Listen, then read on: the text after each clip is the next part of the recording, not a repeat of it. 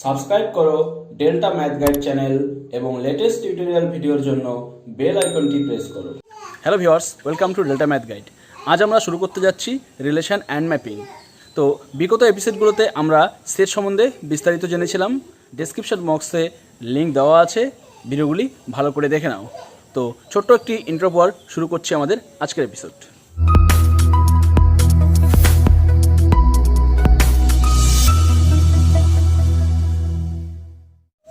তো viewers, welcome back. Relation and function বোঝার আগে আমাদের জানতে হবে অর্ডার পেয়ার এবং দুটি সেটের প্রোডাক্ট বলতে আমরা কি বুঝি। তো সর্বপ্রথম জেনে নেওয়া যাক অর্ডার পেয়ার কি। ধরো এ এবং বি দুটো এলিমেন্ট, এই দুটো এলিমেন্টকে নিয়ে যদি আমরা এরকম একটা পেয়ার তৈরি করি, তাহলে আমরা এই পেয়ারকে অর্ডার পেয়ার বলতে পারবো।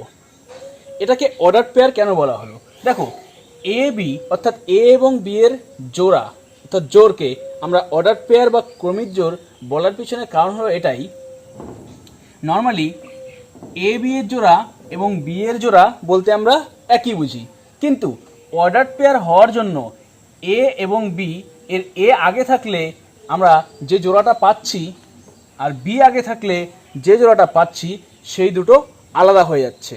এই জন্যই একে অর্ডার পেয়ার নাম দেওয়া হয়। এবং এই ক্ষেত্রে A B not equal to B A হচ্ছে। আমি সহজ করার জন্য আরেকটি এক্সাম্পল দিচ্ছি। যেমন দেখো, স্থানাঙ্ক জ্যামিতির ক্ষেত্রে তোমরা জানো একটি বিন্দুর স্থানাঙ্ক, ধরো এই বিন্দুটি আমি নিলাম 2,1, তাহলে এটা একটা বিন্দুর স্থানাঙ্ক 2,1 এবং আরেকটি বিন্দু দেখা গেল সেটা হচ্ছে 1,2। তো তোমরা ভালো করে জানো 1,2 এবং 2,1 এই দুটো বিন্দু সেম না। তো ঠিক বিন্দুর মতো স্থানাঙ্ক জ্যামিতিতে যেরকম বিন্দু নেওয়া হয়, ঠিক বিন্দুরই মতো এ বি এবং বি এ এই দুটি জোড়া এক না, এগুলো কিন্তু কোনো বিন্দু না, জাস্ট এখানে এগুলোকে আমরা ক্রমিক জোড় বলি। কি ক্রমিক জোড়? অর্ডার্ড পেয়ার বাংলা হচ্ছে ক্রমিক জোড়।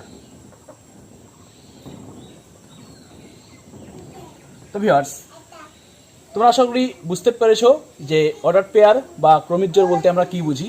এখন আরেকটি বিষয় বলার, দেখো ধরো দুটো ক্রমিক জোড় এরকম, একটি হচ্ছে এ কমা বি এবং আরেকটি হচ্ছে এক্স কমা ওয়াই। কোনোভাবে যদি বলা থাকে যে এই দুটো ক্রমিক জোড় সমান, অর্থাৎ এ কমা বি এবং এক্স কমা ওয়াই এই দুটো সমান, তাহলে মনে রাখবে তোমরা লিখতে পারবে এর সঙ্গে এক্স সমান, অর্থাৎ এ ইকুয়াল টু এক্স এবং বি এর সঙ্গে ওয়াই সমান। এক কথায় বলতে গেলে আমি এরকম দুটো ক্রমিক জোড় সমান থাকলে লিখতে পারি এরকম, বা এরকম থাকলে লিখতে পারি এরকম। এই জন্য আমরা এখানে বোথ সাইড ইমপ্লাইজ ইউজ করতে পারি।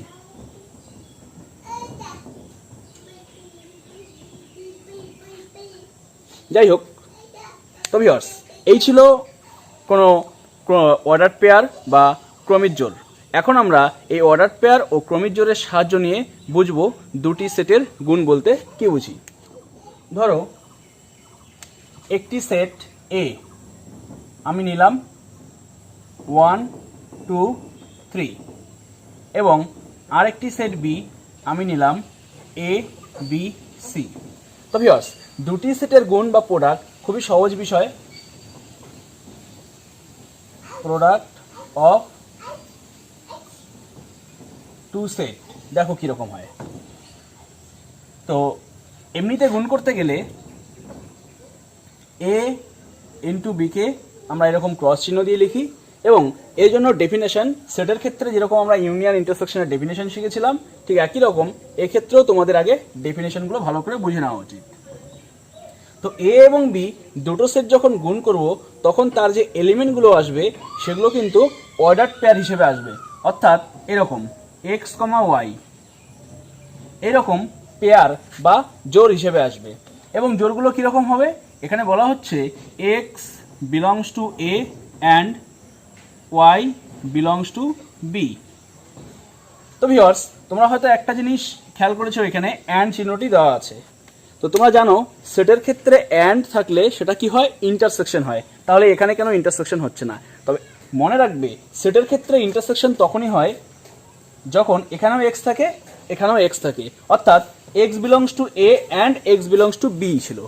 তো x belongs to A and x belongs to B একই সঙ্গে থাকলে তখন তোমাদের এই জায়গায় একটা এলিমেন্ট থাকবে, সেটা হচ্ছে অনলি এক্স, এবং সেই ক্ষেত্রে এ ইন্টারসেকশন কিন্তু বি হয়। বাট যখন একটি x belongs to A and y belongs to B দুটো আলাদা আলাদা এলিমেন্ট, সেই ক্ষেত্রে তোমাদের যে এলিমেন্টটি আসবে সেটা কিন্তু অর্ডার পেয়ার হিসেবে আসবে এবং সেটা দুটো সেটের গুণ হিসেবে আসে। এখন এইভাবে ক্যালকুলেশন কি করে করবে দেখো। তো খুব সিম্পল, এটার ক্যালকুলেশন হচ্ছে প্রথমের এলিমেন্টটি হবে প্রথম সেটের, পরের এলিমেন্টটি হবে পরের সেটের। এখন এটা কীভাবে হতে পারে, আমি 1 নিলাম, 1-এর সঙ্গে এগুলো প্রত্যেকটা একবার একবার করে হবে, অর্থাৎ 1, এ 1, বি 1, সি, এই তিনটা এলিমেন্ট আসলো। আবার একইভাবে 2-এর সঙ্গে 2, এ 2, বি 2, সি। এইভাবে আমরা নিব 3, এ 3, বি 3, সি। তো ভিউয়ার্স খেয়াল করে দেখো, এখানে প্রত্যেকটি যে অর্ডার পেয়ার আছে সেই অর্ডার পেয়ারগুলির ক্ষেত্রে প্রথম এলিমেন্টটি হচ্ছে প্রথম সেটের, পরের এলিমেন্টটি হচ্ছে পরের সেটের। এইভাবে আমরা দুটি সেটের গুণ করি, এবং এটাকে আরো সহজভাবে বোঝার জন্য আমি দেখো দুটো সেট নিচ্ছি। ধরো এটা এ সেট, এটা বি সেট, এই সেটটা এ, এটা বি। এখানে হচ্ছে 1, 2, 3 তিনটা এলিমেন্ট, এখানে এ বি সি এই তিনটা এলিমেন্ট। তাহলে দুটো সেটের গুণ কিভাবে হচ্ছে, অর্থাৎ এ ক্রস বি কিভাবে হয় দেখো। অনের সঙ্গে এ যুক্ত হচ্ছে, অনের সঙ্গে বি যুক্ত হচ্ছে, অনের সঙ্গে সি হচ্ছে। আবার একইভাবে 2a 2b 2c, 3a 3b 3c। দেখো প্রত্যেকটা এলিমেন্টের সঙ্গে যুক্ত হয়ে এরকম অর্ডার পেয়ার সেট গঠন করছে। তবে একটা কথা মনে রাখতে হবে, দুটো সেটের যখন গুণ হয়, ধরো এর সঙ্গে বি গুণ করে আমি পেলাম এ ক্রস বি, এবং কেউ যদি বি এর সঙ্গে এ গুণ করে তাহলে কিন্তু আগে বি থাকবে এবং পরে এ থাকবে, বি ক্রস এ হবে। এই দুটি কখনোই সমান হবে না, অর্থাৎ ইন জেনারেল তোমরা এই দুটোকে সমান বলতে পারবে না। এই দুটো সমান হতে পারে কোনো নির্দিষ্ট শর্তে বা যখন এ ইকুয়াল টু বি হয় সেই ক্ষেত্রে। তো জেনারেলি আমরা কখনোই বলবো না A B equal to B A. Always মনে রাখবে এ বি আর বি এ এখানে সমান না। এখন আমরা এই দুটো সেটের গুণ সংক্রান্ত একটি ছোট্ট অঙ্ক করে নিই। তো ভিউয়ার্স কোশ্চেন নাম্বার 5-এ দেওয়া আছে এ ইকুয়াল টু এত, বি ইকুয়াল টু এত। এখানে এ বি এবং বি এ নির্ণয় করতে বলেছে এবং তারপর প্রমাণ করতে বলছে যে A B not equal to B A. তো দেখো এখানে A cross B equal to, আমরা আগে ডেফিনেশন লিখব, x comma y such that x belongs to A and y belongs to B. এবং এ ক্রস বি করার জন্য আমরা পাবো 1a 1b order পেয়ারগুলো, 1a 1b। একইভাবে আসবে 2a 2b 3a 3b। এইভাবে আমরা এবি পেয়ে গেলাম। এখন দেখব বিএ, এবং এখানেও আমরা ফর্মুলা লিখব এক্স ওয়াই সাচ দ্যাট, এই ক্ষেত্রে এক্স বিলংস টু প্রথম সেট এখানে B and y belongs to A. তাই এখানে বি এর এলিমেন্টগুলো আগে আসবে, অর্থাৎ এ নিয়ে আসবে 1 2 3। তো a1 a2 a3, আবার একইভাবে b1 b2 b3। তো ভিউয়ার্স স্পষ্টতই বুঝতে পারছো যে এখানে এ বি আর বি এ সমান না, সুতরাং A B not equal to B A, A B not equal to B A, proved. তো আশা করি তোমরা বুঝতে পেরেছো যে ইন জেনারেল এ বি আর বি এ সমান হয় না। এখন আমরা দুটো সেটের গুণ সংক্রান্ত কয়েকটি ছোট্ট সূত্র দেখব। তো ভিউয়ার্স দুটি বা তিনটি সেটের গুণের জন্য আমরা যে সূত্রগুলি পাই তা হচ্ছে, সাধারণ অবস্থায় এ ও বি দুটি সেট হলে A into B not equal to B A হয়, কিন্তু A B equal to B A তখনই হবে যদি এ ইকুয়াল টু বি থাকে। 2 নম্বর, এ ও বি পরস্পর যদি বিচ্ছেদ সেট হয় তাহলে এ বি এবং বি এ পরস্পর বিচ্ছেদ সেট হবে। 3 নম্বর, এ যদি বি এর সাবসেট হয় এবং সি অন্য যে কোনো একটি সেট হয় এবং আমরা যদি গুণ করি সিকে একবার এর সঙ্গে তাহলে পাবো এসি এবং বি এর সঙ্গে গুণ করলে পাবো বিসি। এই ক্ষেত্রেও এই এ এবং বি এর জন্য এ যেহেতু সাবসেট ছিল তাই এখানে এসি সাবসেট অফ বিসি হবে। সূত্র নম্বর 4, এ যদি বি এর সাবসেট এবং আরেকটি সি ডি এর সাবসেট হয় তাহলে এই ক্ষেত্রে এর সঙ্গে সি গুণ করলে আর বি এর সঙ্গে ডি গুণ করলেও সাবসেটের যে ডিরেকশন আছে সেটা একই থাকবে, অর্থাৎ এসি সাবসেট অফ বিডি হবে। এখন আমরা দেখব 5 নম্বর, 6 নম্বর ও 7 নম্বর সূত্র। দেখো, A cross B union C হলে আমরা লিখতে পারবো A cross B union A cross C, অর্থাৎ এটি সেই ডিস্ট্রিবিউটিভ ল বা বন্টন সূত্রের মতো। আবার একই রকম যদি ইন্টারসেকশন থাকে তাহলেও এটা সত্য হবে। সবচেয়ে ইন্টারেস্টিং হচ্ছে দেখো, যদি বিয়োগ থাকে তাহলেও আমরা এটা লিখতে পারছি, অর্থাৎ এ ইন্টু বি মাইনাস সি যদি থাকে তাহলে একবার আমরা এ ইন্টু বি মাইনাস এ ইন্টু সি, অর্থাৎ বীজগণিতের সাধারণ বিয়োগ যেরকম ঠিক একই রকমভাবে এটা হচ্ছে, অর্থাৎ ডিস্ট্রিবিউটিভ ল এই তিনটার জন্য প্রযোজ্য হচ্ছে। এবার সবচেয়ে আলাদা যে সূত্রটি এখানকার তা হচ্ছে 8 নাম্বার। কেন এটি আলাদা? দেখো ভিউয়ার্স, এখানে এ ইন্টু বি আর সি ইন্টু ডি এর মাঝখানে ছিল ইন্টারসেকশন। আমরা এটা থাকলে লিখতে পারবো এ ইন্টারসেকশন সি। দেখো, এ ইন্টারসেকশন সি, অর্থাৎ এর সঙ্গে আমি যদি সি নেই তাহলে মাঝখানে ইন্টারসেকশন আসছে, আবার বি এর সঙ্গে যদি ডি নেই তাহলে মাঝখানে ক্রস হয়ে যাচ্ছে। বি আর ডি এর মধ্যে ইন্টারসেকশন নিব, আবার এ আর সির মধ্যে ইন্টারসেকশন নিব এবং মাঝখানে ক্রস দিলে এই দুটো সমান হচ্ছে। তো ভিউয়ার্স, এই ছিল দুটি বা তিনটি সেটের গুণের জন্য কিছু বিশেষ সূত্র। এই সূত্রগুলি তোমাদের মুখস্থ করার কোনো দরকার নেই, জাস্ট এই জিনিসগুলো জানলেই চলবে। এবার এই যে 4টা সূত্র নিচে দেখতে পাচ্ছ বা এখান থেকে যদি ধরি তাহলে 5টা সূত্র হয়, এই সূত্রগুলো তোমাদের এখানে প্রমাণ করতে দেয়। কীভাবে? তোমাকে 3টি সেটের জন্য প্রমাণ করতে বলতে হতে পারে যে দেখাও যে এত ইকুয়াল টু এত, তো কি করে আমরা প্রমাণ করব? এর জন্য আমরা 8 নাম্বার যে সূত্রটি আছে বা যে এখানে দেওয়া আছে যেটা A into B intersection C into D equal to এরকম, আমরা এটাই প্রমাণ করব। কারণ বাকি জিনিসগুলো সহজে বোঝা যায়, এটা হয়তো তোমাদের একটু খটকা লাগতে পারে, তাই আমরা এটা প্রমাণ এর মাধ্যমে শিখে যাব বাকিগুলো কিভাবে প্রমাণ করতে হবে। তো ভিউয়ার্স, দুটি সেটের গুণের ক্ষেত্রে এরকম প্রমাণ করার জন্য তোমরা কোনো ভেন ডায়াগ্রাম পাবে না, অর্থাৎ ভেন চিত্রের সাহায্যে এরকম প্রমাণ তোমরা করতে পারছো না, বা বীজগণিতেরও এরকম কোনো সূত্র নেই। তাহলে এরকম ক্ষেত্রে প্রমাণ করার জন্য আমাদের কাছে একটাই হাতিয়ার থাকছে, তা হচ্ছে সংজ্ঞাগুলো, অর্থাৎ এ ইন্টু বি এর যে সংজ্ঞা আছে বা এ ইন্টারসেকশন বি এর যে সংজ্ঞা আছে সেই সংজ্ঞাগুলো। তো এর জন্য আমাকে কি করতে হয়, যে আমরা জানি যে এই সেটটাকে এই সেটের সঙ্গে সমান দেখাতে গেলে প্রথমে একে এর সাবসেট দেখাতে হবে এবং তার জন্য এর থেকে একটি এলিমেন্ট ধরে নিতে হবে। এখন যেহেতু এগুলো অর্ডার পেয়ার সেট, তাই এদের এলিমেন্টেও কিন্তু তোমাকে অর্ডার পেয়ার হিসেবেই ধরে নিতে হবে। তো ধরি A into B intersection C into D এর যে কোনো একটি পদ আমরা ধরলাম এ কমা বি, কারণ অর্ডার পেয়ার হিসেবে নিতে হবে। Therefore A comma B belongs to, এই পুরোটা লিখতে হবে A cross B intersection C cross D.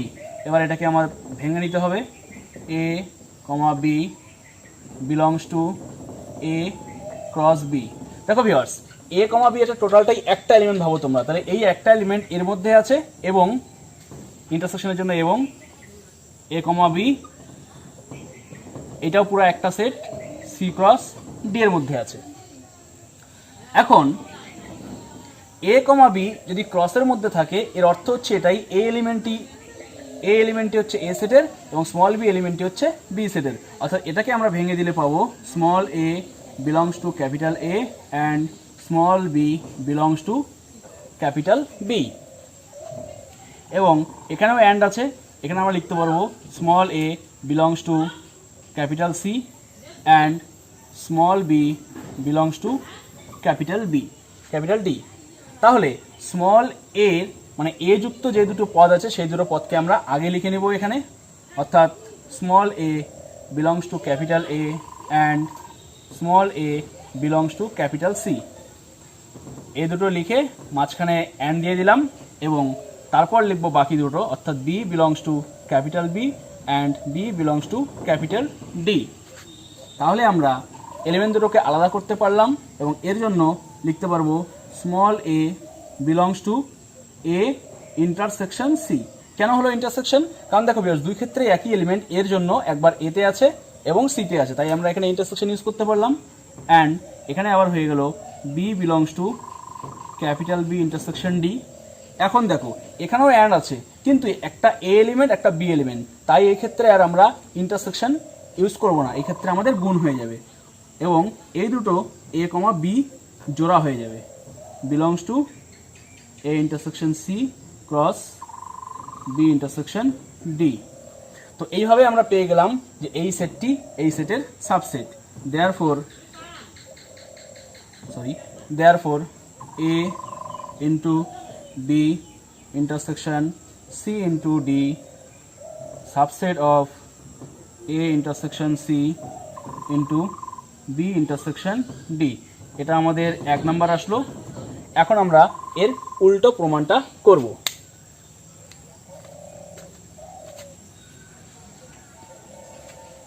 তো উল্টো প্রমাণ করার জন্য আমাকে আরেকটি পদ ধরতে হবে ওই সেট থেকে, তো আমি এর জন্য এই অংশটা মুছে দিচ্ছি।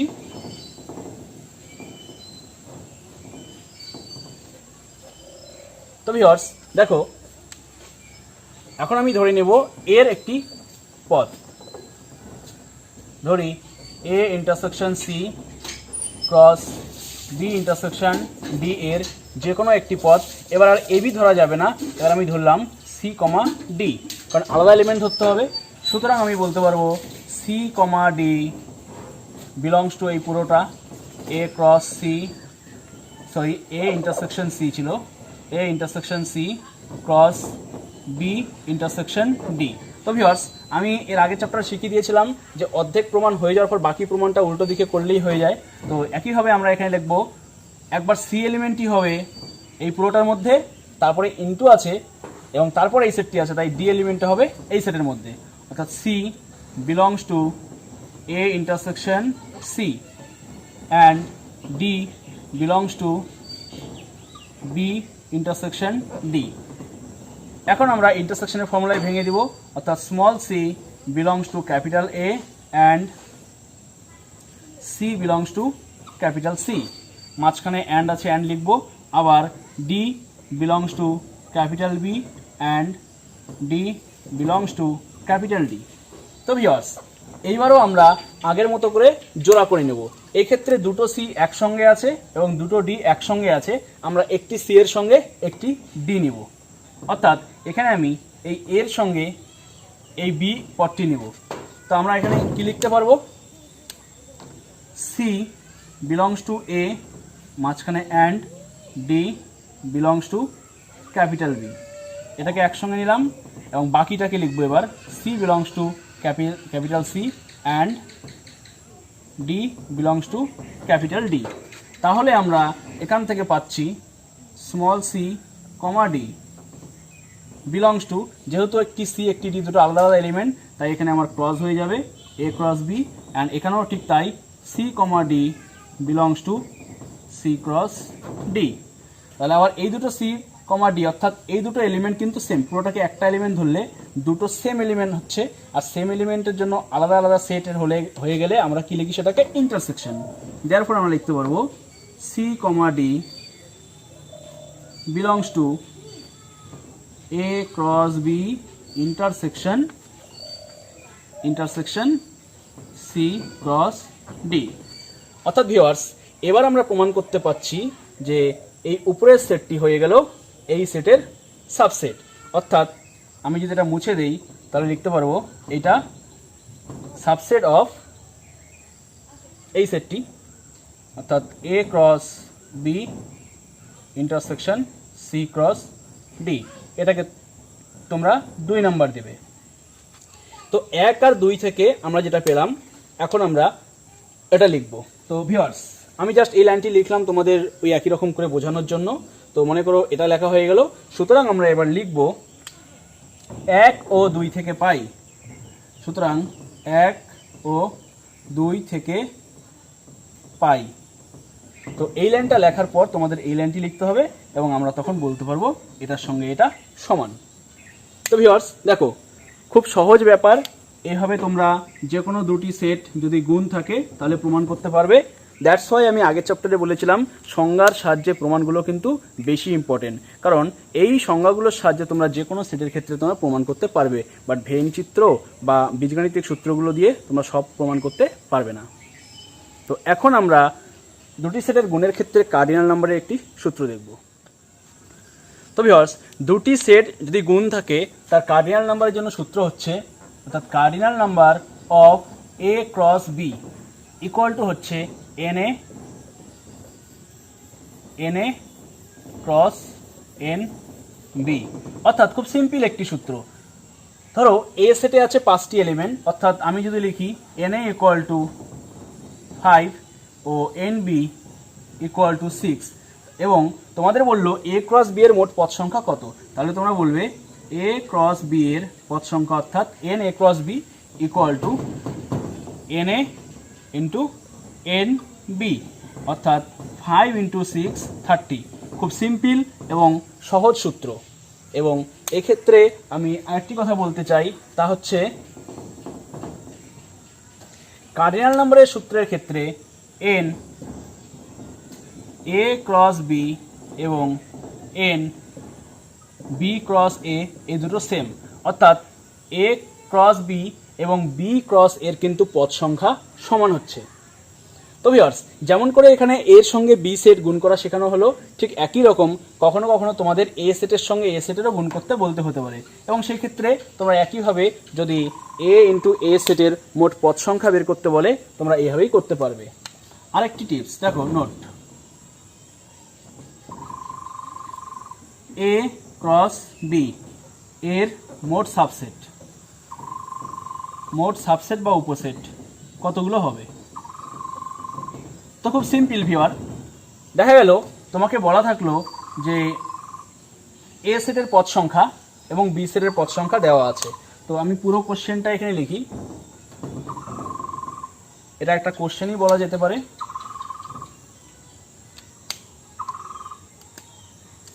এ সেটের পদ